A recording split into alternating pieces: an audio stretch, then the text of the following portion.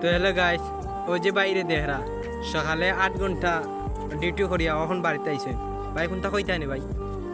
ভাই আর কি করবো, সকালে যাই বিকালে আই।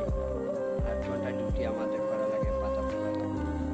সকালে ভালো এলে 8টার সময় আর বিকাল 5টার সময় বাড়িতে যাই। তো ভাই বেতন কত পাও? বেতন 178 টাকা।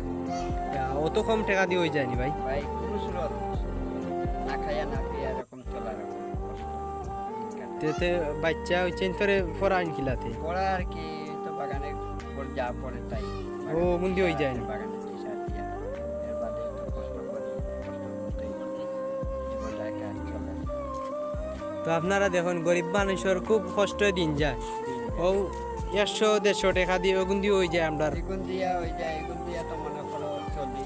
এরপরে আরো কিছু করার রকম নাই, কোনো রাস্তাও নাই, কোনো কাম কাজ করার। বাচ্চা কাচ্চা নিয়ে খুব কষ্টের মধ্যে চলি। 4-5টা বাচ্চা নিয়ে চালানি খাই কষ্ট করিয়া বাগান চালাই। বাগানও খালি ওনার মজুরে মজুরে আমাদের পেটও ভরে। টাকা হয় না। এই টাকায় আমাদের তো কিতা কিতা করো, খালি সার পাতা তুলো না কিতা? তো বাগানের কাজ যখন প্রায় বেশি কাজ, পাতা তোলা জরুরি, পাতা তুলতে যাই বাগানে। যখন যেটা মানে যেগুলো কোম্পানি অর্ডার করি এই কাজ করা লাগে, না করলে তো আমাদের তো বাঁচবে না। রেশন পাওনি না এখন কিতা? রেশন পাই 3.5 কেজি রেশন।